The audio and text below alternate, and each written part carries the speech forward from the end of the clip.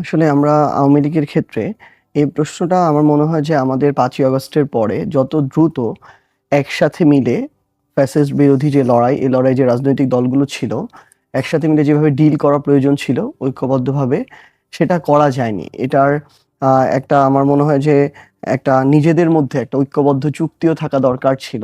যে এটা আমরা কিভাবে ডিল করব, পলিসিটা কি হবে?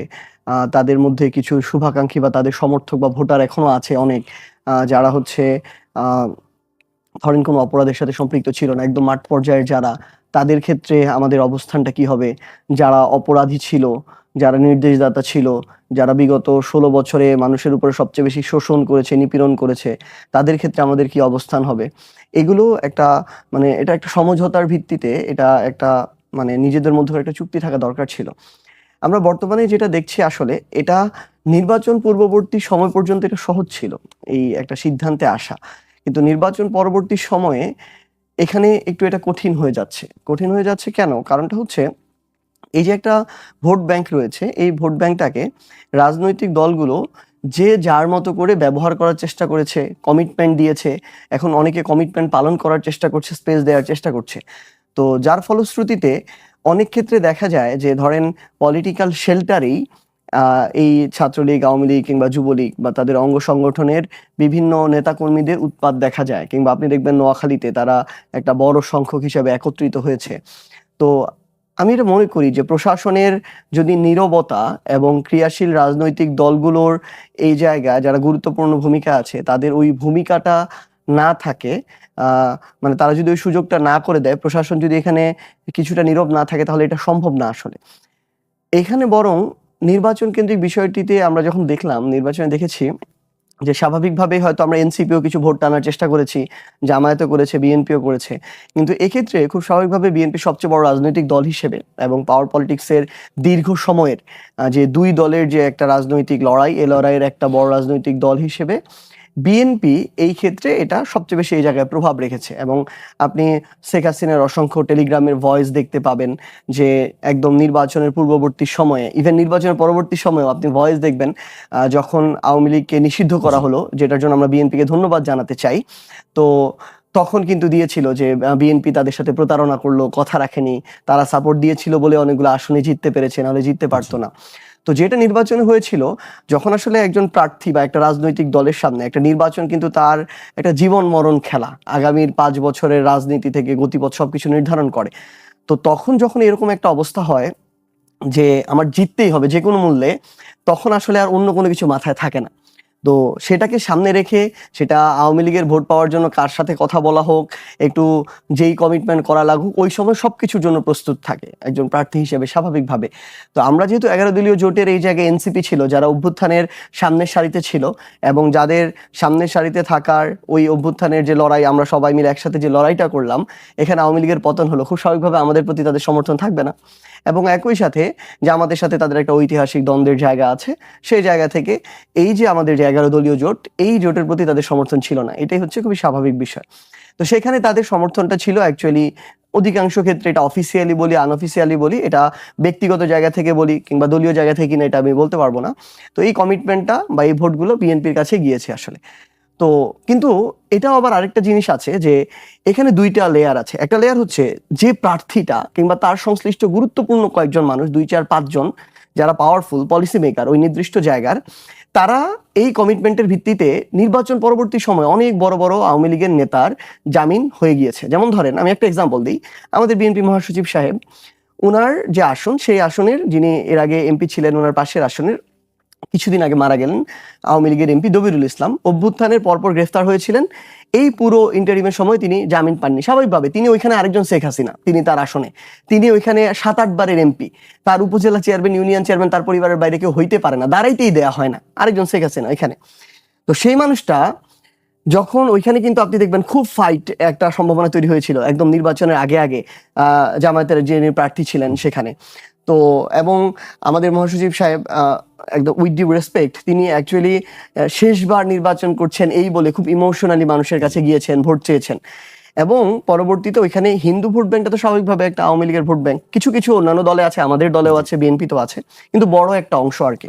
তো সেক্ষেত্রে যে বিষয়টা হলো আসলে ওখানে যে ওনারা একটা সাপোর্ট দিলেন, উনি জেলে ছিলেন, ওইখানে গিয়ে ওনার প্রতিনিধি গেল, কমিটমেন্ট হলো, সেই কমিটমেন্টের ভিত্তিতে ভোটটা তাকে দেওয়া হলো, তিনি বড় সংখ্যক একটা ভোটে বিজয়ী হলেন এবং নির্বাচন শেষ হওয়ার 7 দিনের মধ্যে তার জামিন হলো। এইরকম, এটা একটা এক্সাম্পল জাস্ট, এরকম পুরো বাংলাদেশে অসংখ্য ঘটনা আছে। আমার আসলে এরকম হয়েছে যে আওয়ামী লীগের যিনি এমপি ছিল তিনি এলাকায় যেতে পেরেছেন, গিয়েছেন, আওয়ামী লীগের নেতাকর্মীদের খোঁজ নিয়েছেন, ফিরে এসেছেন রাতের আধারে, কিন্তু এটা তাকে তাদেরকে বিশাল একটা বুস্ট আপ দেয়। তো এই যে বিষয়গুলো হচ্ছে, এটা আসলে একটা ওই ইলেকশন কেন্দ্রিক কমিটমেন্টের ভিত্তিতে হয়েছে। সো এখানে একটা ছাড়ের ব্যাপার আছে, আবার আরেকটা লেয়ার আছে। ধরেন আপনি দেখবেন বিএনপির আবার অনেক নেতাকর্মী আছে যারা বিগত 16 বছর সাফারার, যারা অনেক কষ্ট করেছে, তারা কিন্তু এই জিনিসটাকে মেনে নেয় না। তারা আওয়ামী লীগের এই নেতা, আরেকটা দুঃখজনক সত্য আছে, জামায়াতকে আমি এটা আমার জোটের, তারপর আমি একটা যৌক্তিক সমালোচনা করতে চাই, আমি এই মাঠের প্রতিরোধের ভূমিকায় আমি এনসিপিকে যতটুকু দেখি, ছাত্রশক্তি যুবশক্তিকে, আমি বিএনপি ছাত্রদল যুবদলকে যেভাবে দেখি, আমি কিন্তু জামায়াতকে শিবিরকে ওইভাবে পাই না। সো সামগ্রিকভাবে এখানে আমাদের এখন, আমি মনে করি যে যারা নিরপরাধ তারা বিভিন্ন দলের রাজনীতি করতে পারে, সমস্যা নেই, কিন্তু আওয়ামী লীগের নামে রাজনীতি হবে না। শেখ হাসিনা শেখ পরিবার বাংলাদেশের রাজনীতিতে ফিরে আসার কোনো সুযোগ নেই, কারণ তারা মৃত্যুদণ্ডপ্রাপ্ত আসামি এবং এটা কার্যকর হতে হবে। এবং আমরা এটা আমাদের জায়গা থেকে মনে করি, শুধু সামনে স্থানীয় নির্বাচন নয়, আগামীতেও যারা এই গণহত্যার জন্য দায়ী, যারা একটা স্বৈরাচার কায়েম করে একটার পর একটা গণহত্যা ঘটিয়েছে, বিডিআর হত্যাকাণ্ড থেকে শুরু করে এই পর্যন্ত, তারা তাদের ওই নামে ওই মার্কায় বাংলাদেশের রাজনীতি করতে পারে না। এবং আমি সর্বশেষ যেটা বলতে চাই, যে আমার মনে হয় যে আমাদের এখনো সময় আছে, বিএনপি বলি, জামায়াত, এনসিপি বা ক্রিয়াশীল রাজনৈতিক দলগুলোর অন্তত এই জায়গায় একটা ঐক্যমতে আসা, যে আমরা অন্তত ওই যে লিমিটটা, যে আমরা নিরপরাধরা চাইলে বিভিন্ন রাজনৈতিক দল রাজনীতি করতে পারে, কিন্তু যারা অপরাধী তাদেরকে আমরা বিন্দুমাত্র প্রশ্রয় দিব না এবং স্বৈরাচারের ওই নামগুলোতে দিব না। একটানা অনেকগুলো কথা শুনলাম আমরা সার্জিসের কাছ থেকে। একটি কথা তিনি বলছিলেন যে আসলে ক্ষমতাসীন যারা আছে বা প্রশাসন আছে তাদের একটি সহায়তা বা সুবিধা পেয়ে থাকেন, এই ধরনের কথা বলেন, এবং রাজনৈতিকভাবেও একটি কথা বলেছেন তিনি, যে মহাসচিবকে কথা বলেন। আপনার কাছে কি মনে হয় সরকারি দল আওয়ামী লীগকে পুনর্বাসন বা সংগঠিত করার জামিনের প্রসঙ্গ তিনি আমরা দেখেছি যে সাবেক স্পিকার শিরিন শারমিন চৌধুরী জামিন পেয়েছেন, আইভি সাবেক মেয়র তিনি জামিন পেয়েছেন, দীপু, এই বিষয়গুলো আসলে কি বিএনপির পক্ষ থেকে বিষয়টি কি আপনি ব্যাখ্যা করবেন? জি, আপনাকে ধন্যবাদ এবং যারা শুনছেন সবার জন্য শুভেচ্ছা রইল। সার্জিস এতক্ষণ যে কথা বলছে তার মধ্যে মানে খুব লজিক্যালি এবং গ্রহণযোগ্য কথাই বলেছে বেশিরভাগ, কিন্তু কোথাও কোথাও তার কিছু কথা ডেভিয়েশন মনে হতে পারে, কারণ রাজনৈতিক নেতা তিনি, তার দলের একটা অবস্থান আছে, আদর্শ আছে, ফলে সব কথাই যে অন্য রাজনৈতিক সুরে হবে এমনটা হবার সুযোগও কম। কিন্তু বাংলাদেশে আসলে এই আওয়ামী লীগের এই যে এখনকার ঝটিকা মিছিল বা সংঘর্ষে জড়ানো বা রাজনীতিতে ফিরে আসার যে ঘোষণাটা তারা দিচ্ছে, এইটা বাংলাদেশে আদর্শিক রাজনীতির যে অভাব বিভিন্ন দলে, তার একটা ফল, সামগ্রিক ফল।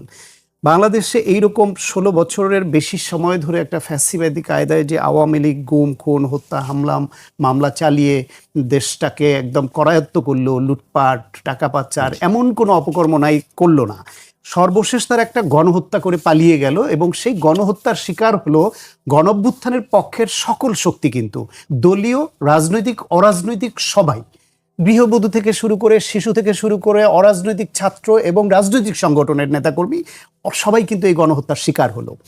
সেই তারা নির্বাচনের সময় এসে আমি 3টা প্রধান দলের 3টা উদাহরণ দিই। বিএনপি দেখা গেল যে আওয়ামী লীগ অধ্যুষিত এলাকাগুলোতে বিএনপি অনেক আসনে বেশি জয়লাভ করলো, তার মানে ওইখানে আওয়ামী লীগের অনেক ভোট বিএনপি তাদের বাক্সে আনতে সক্ষম হয়েছে। তাহলে স্থানীয়ভাবে তাদের আন্ডারস্ট্যান্ডিং বা কোনো প্রতিশ্রুতি ছাড়া তো এটা সক্ষম হওয়ার কথা না, যেই অভিযোগটা সার্জিস করেছে। জামায়াত ইসলামের নায়েবে আমির ডাক্তার আবদুল্লাহ মোহাম্মদ তাহের তিনি প্রকাশ্য ভাষণ দিয়ে বললেন যে মুজিব ভাই তো নাই, আগে তো সে প্রথম হলে আমি দ্বিতীয় হইতাম, এখন সে নাই, এখন ওই ভোটটা তো আমি পাই, আমারে দাও, মুজিব ভাই আসলে আবার দেখা যাবে। তার মানে সে সমঝোতার ইঙ্গিত প্রকাশ্যে ঘোষণা তিনি করলেন, তাদের ভোট প্রার্থনা করলেন। এনসিপির নেতা হান্নান মাসুদ তিনি ভোটের আগেই ভোটের প্রয়োজনে আওয়ামী লীগের স্থানীয় নেতাদের সঙ্গে একাধিক মিটিং করেছেন বলে তার ছবি পর্যন্ত প্রকাশিত হচ্ছে। তার মানে আপনি বলছেন যে আমি বলছি দল হিসেবে দলীয় অবস্থান সরাসরি না হলেও ব্যক্তি পর্যায়ে তিনটা প্রধান দলেরই মধ্যেই এদের ভোট পাবার আকাঙ্ক্ষা বা কোথাও কোথাও সমঝোতার যে চেষ্টা, এটা কিন্তু ছিল, যেটা খুব দুঃখজনক এবং নীতি বিবর্জিত একটি কাজ হয়েছে। এরপরে আসেন এখন যে বিভিন্ন জায়গায় এই থেকে থেকে যে ঝটিকা মিছিল আওয়ামী লীগের ঝটিকা মিছিলগুলো সেই ক্ষুব্ধ কর্মীরা বা অত্যাচারিত নিপীড়িত কর্মীরাই হোক আর বিএনপির আদর্শিক কর্মীরা নেতারাই হোক, যা যেভাবেই হোক, বেশিরভাগ ক্ষেত্রে কিন্তু এই আওয়ামী লীগের ঝটিকা মিছিলকে বাধা দেওয়া, তাদের ধরে পুলিশের হাতে তুলে দেওয়া, এই কাজটা মোস্টলি বিএনপি, ছাত্রদল, যুবদল, স্বেচ্ছাসেবক দল তারা করছে। পাশাপাশি এনসিপির ছাত্র সংগঠন বা তারা করছে কোথাও, কিন্তু তাদের সক্ষমতাও কম। সারা দেশে তো এনসিপির এরকম শক্ত সাংগঠনিক ভিত্তি নাই যেটা বিএনপি এবং জামায়াতের ইসলামের আছে, কিন্তু জামায়াত ইসলামের কোনো এক্সিস্টেন্সই নাই। পাশাপাশি আবার সব জায়গায় যে মানে সমঝোতার ভিত্তিতে বা সিগন্যালের ভিত্তিতে যে ঝটিকা মিছিল হয়, এই রাজনীতি তো বহু বছর আমরা দেখেছি। আওয়ামী লীগের আমলে আওয়ামী লীগের কোনো কোনো নেতার সিগন্যাল পেয়ে অন্য দলের নেতারা হঠাৎ একটা ঝটিকা মিছিল করে এই ব্যানার নিয়ে ছবি তুলে তারপর চলে যেত, পুলিশ আস্তে আস্তে চলে যেত, ওই ছবি ফেসবুকে অনলাইনে এখানে এখানে দিত, তাদের রাজনীতি টিকানোর রাজনীতি। সেই অপকৌশল আগেও ছিল, এখনও কোথাও কোথাও সেটা হতে পারে, কিন্তু সেটা হয় তারা একটা ঝটিকা মিছিল বের করে দৌড়ে পালিয়ে যাবে, অন্যরা প্রতিরোধ করবার আগে, পুলিশ আসবার আগে। কিন্তু নোয়াখালীতে যেটা হলো, তারা নরমালি অন্য জায়গার তুলনায় সংখ্যাটা একটু বড় ছিল, পুলিশ বাধা দেন, সরে গেছে, সেখানে মিছিল করলো, মিছিল করে সে একটা গুরুত্বপূর্ণ জায়গায় তারা সমাবেশ করে হাসিনাকে ফিরিয়ে আনার অঙ্গীকার করলো এবং তারা মাঠ ছাড়বে না, আমৃত্যু থাকবে হাসিনাকে ফিরিয়ে না আনা পর্যন্ত, এরকম ঘোষণা দিল। এই ঘোষণা দেবার পরেও তাদেরকে গ্রেফতার করা হলো না। পুলিশ নাকি তাদেরকে, ওসি সাহেবের বক্তব্য ছিল যে ওসিকে প্রত্যাহার করা হয়েছে এখান থেকে, বলছিলেন যে তাদের পুলিশ বাধা দেওয়ার চেষ্টা করেছে, কিন্তু পুলিশের বাধা উপেক্ষা করে মিছিল নেমেছে তারা। ওই পুলিশের সঙ্গে তো তাদের একটা নিষিদ্ধ দল, আজকে আপনি হিজবুত তাহরির বা নিষিদ্ধ ঘোষিত অন্য রাজনৈতিক দল একটা মিছিল করতে বলেন তো, পুলিশ সেখানে বসে থাকবে? তাহলে পুলিশের সঙ্গে এই যে নিষিদ্ধ কর্মসূচি, নিষিদ্ধ ঘোষিত যে আওয়ামী লীগ, তাদের সঙ্গে সংঘর্ষ তো প্রথম হওয়ার কথা ছিল পুলিশের, কারণ পুলিশ তো আইনশৃঙ্খলা রক্ষার সহায়তা পাচ্ছে তারা। বাংলাদেশে সব জায়গায় যেসব পুলিশ আছেন দায়িত্বপ্রাপ্ত, তারা সবাই যে আওয়ামী বিরোধী মনোভাবের, এটা তো ভাববার কারণ নাই। আপনি তো 16 বছর ধরে আগের নিয়োগপ্রাপ্তদের হয় নিজের খোয়ারে ঢুকিয়েছে, অথবা নিজের পরীক্ষিত ছাত্র সংগঠন করাদের ঢুকিয়েছে। তারা পরিস্থিতির কারণে এখন কেউ রং বদলিয়েছে, কেউ আপনার আনুগত্য মেনে কাজ করছে, কিন্তু তাদের ভেতরে তো সেই এই অবস্থা সারা বাংলাদেশেই তো। আমি শেষ করি ওই চিত্রটা, সেখানে তারা এটা করলো, মিছিল করলো, সমাবেশ করলো, পুলিশ কোনো অ্যাক্টিভ ভূমিকায় গেল না। আমরা দেখলাম না নিষিদ্ধ ঘোষিতদের সঙ্গে পুলিশের কোনো সংঘর্ষ হয়েছে। তারপর একদিন চলে গেছে, একদিনের মধ্যে চিহ্নিত নেতা যারা ইউনিয়নের চেয়ারম্যান ছিল, এই সব নেতারা, আওয়ামী লীগের নেতারা এই ঘোষণা দিল, তারা আবার বাসায় থাকে, তারা আবার তাদের অফিসে বসে আবার মিটিং করার উদ্যোগ নেয়, আবার মিছিল করবার। তাদের একজনকে গ্রেফতার করা হলো না কেন? এর মধ্যে গ্রেফতার করা হলে দ্বিতীয় দিনের যে সংঘর্ষ, সেটা হয়তো এড়ানো যেত। দ্বিতীয় দিনের সংঘর্ষ হলো, সেই সংঘর্ষটা হলো কিন্তু বিএনপির সঙ্গে ওই আওয়ামী লীগের। সেখানে তো জামাত, এনসিপি বা অন্য সংগঠনে এগিয়ে যেতে পারতো একযোগে দাঁড়ালে। এই যে বিএনপির যে নেতা এখন সংকটাপন্ন অবস্থায়, হৃদয় হসপিটালে আছে, ছাত্রদলের 6টা মোটর সাইকেল ভাঙচুর এবং পোড়ানোর ঘটনা ঘটতে পারে, তার ওই ফাঁসি কার্যকর হওয়ার চিত্রটা তার মাথায় ভেসে উঠবে, এই দৃষ্টান্ত লাগবে, এবং এই জন্য সরকারকে ধন্যবাদ জানাই আমরা। ইভেন একটু আগে ভাই যে কথাগুলো বললেন, জনাব তারেক রহমান কেন্দ্রিক, তার ব্যক্তিকেন্দ্রিক, তার আচরণ, তার চলাফেরা, তার ব্যক্তিত্বের জায়গা, আমি অধিকাংশ ক্ষেত্রে এই বিষয়গুলোর সাথে একমত, এবং আমি এগুলোর জন্য তাকে ধন্যবাদ জানাতে চাই। কিন্তু কষ্টের কথাটা যেটা, বা দুঃখজনক যেটা, এই যে যত আশা জাগানিয়া বিষয়, এটা হচ্ছে ব্যক্তি তারেক রহমান কেন্দ্রিক, আর যত আমাদের হতাশার বিষয়, এটা হচ্ছে বাংলাদেশ কেন্দ্রিক, বাংলাদেশের মানুষ কেন্দ্রিক। ধরেন, আমরা যদি খুব স্বাভাবিকভাবেই একটা আওয়ামী লীগ সরকারের এতদিনের শোষণ, নিপীড়ন, লুটপাট, দুর্নীতির পরে আমরা এটা আশা করি না যে বিএনপি এসে 6 মাসে 1 বছরে দেশটাকে আমাদের প্রত্যাশার জায়গায় নিয়ে চলে যাবে। এটা তো অন্তর্বর্তীকালীন সরকারও চাইলেও তাদের মতো করে পারে নাই, সময় লাগবে, একটা প্রসেস, একটা সিস্টেম ঠিক করতে হবে আপনার ভেঙে চুরে। কিন্তু যে গুরুত্বপূর্ণ জায়গাগুলোতে কিছু সিমটম দেখে আমরা বুঝতে পারবো যে এই সরকার আসলে ওই পথে যাচ্ছে কিনা। কিন্তু অনেক জায়গায় সরকার আমাদেরকে হতাশ করেছে। যেমন আপনি দেখেন, ধরেন আজকে বিসিবি নির্বাচন হচ্ছে, বিসিবি নির্বাচনে যদি আজকে 25 জন নির্বাচিত হয়, 22 জন কারা নির্বাচিত হবে এটা আর 7 দিন আগে থেকে মানুষ জানে, প্রেসিডেন্টকে নির্বাচিত হবে এটা মানুষ জানে। তাহলে এই যে এভাবে দলীয়করণ করা হলো, এভাবে যে ক্ষমতার অপব্যবহার করা হলো, এভাবে যে নিজের আত্মীয় স্বজন, ছেলে মেয়ে তাদেরকে বসানো হলো, এটা তো আমরা প্রত্যাশা করি না। আগেও ছিল। হ্যাঁ, খুব স্বাভাবিক। তাহলে পরিবর্তনটা তো হতে হবে। মানে আমরা ওই পরিবর্তনটাই চাই। এখন তো তারা একটা বিশাল একটা ম্যান্ডেট নিয়ে ক্ষমতাসীন দল হয়েছে। তারা তো অনেক বেশি সাফারার, তাদেরকে এটা শুরু করতে হবে। আপনি দেখেন, আমি একটা একটা করে বলি। ধরেন আওয়ামী লীগ তার সময়ে এস আলম ব্যাংকটাকে লুটপাট করেছে, জনগণের টাকা লুটপাট করেছে। সেখানে তারা ডিজিএফআই কে ব্যবহার করে ব্যাংক দখল করেছে। কিন্তু আমরা দেখলাম একই কায়দায় বিএনপি তার চেয়েও কম সময়ে, মানে ক্ষমতা আসলো মাত্র 4 মাস হলো, এস আলমকে কিভাবে ক্ষমতার অপব্যবহার করে দখল করা যায়, এমডি পরিবর্তন করা যায়, যারা ডিরেক্টর আছে তাদেরকে পরিবর্তন করা যায়, মন মতো বসানো যায়। ইভেন ওই এস আলমের পরামর্শক হিসেবে বাংলাদেশ ব্যাংকের যে অফিসাররা ছিল তাদেরকে পর্যন্ত কিভাবে এখানে চেয়ারম্যান বা বিভিন্ন পদে আনা যায়, সকল কার্যক্রম আমরা দেখলাম। আমরা আরো আশাহত হই যখন আমরা দেখি ওই এস আলমদেরকে আবার এই ব্যাংকের মালিকানা ফিরিয়ে দেওয়ার মতো ব্যাংক অধ্যাদেশটা, রেজুলেশনটা তারা পাশ করার সকল প্রক্রিয়া রেডি করে ফেলে।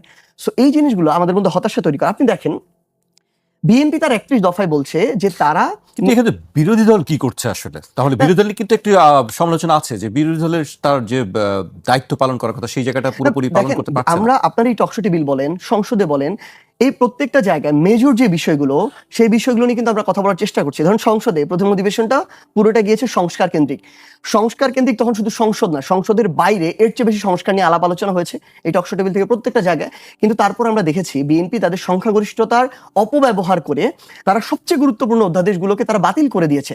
তারা যদি সংশোধনী করবে তখন সংশোধন করতো, তারা তো সেখানে অন্তত 30 দিনের মতো সময় পেয়েছে, সংশোধন করে পাশ করতো। কিংবা তাদের যদি মনে হয় আরো ফার্দার এটা রেটিফাই প্রয়োজন, তাহলে তখন ওটা পাশ করে, মানে ধরেন এখন 0-তে আছে, ওটাকে আপনি 50 নেন, আবার আপনি একটা প্রসেসের মধ্যে দিয়ে 50 থেকে 80 করেন, 100 করেন, আগাতে থাকেন, কিন্তু আপনি এটা বাতিল করে দিলেন। আমরা মনে করি আপনি এটা আপনার ক্ষমতার অপব্যবহার করার জন্য, আপনি ক্ষমতাকে কুক্ষিগত করার জন্য, আপনার মতো করে প্রশাসন, বিচার বিভাগ, আইন শৃঙ্খলা, দুদক, মানবাধিকার কমিশন এগুলো চালানোর জন্য আপনি এই কাজটা করেছেন। এটা আমাদেরকে আশাহত করেছে। আমরা যখন দেখি যে এই বিভিন্ন জায়গায় প্রশাসক যে বসানো হচ্ছে, তাদের 31 দফায় দেয়া, তারা নির্বাচিত হলে তারা দ্রুত সময়ের মধ্যে নির্বাচিত প্রতিনিধিদের হাতে স্থানীয় সরকারগুলো হস্তান্তর করবে। কিন্তু আমরা এখন দেখছি, ওই দিন দেখলাম অ্যানি ভাই, পানি সম্পদ মন্ত্রী, তিনি বললেন এই ম্যান্ডেট তাদের আছে, নির্বাচনে জেতার মধ্যে দিয়ে তারা এই ম্যান্ডেট পেয়েছে, তারা প্রশাসক বসাবে।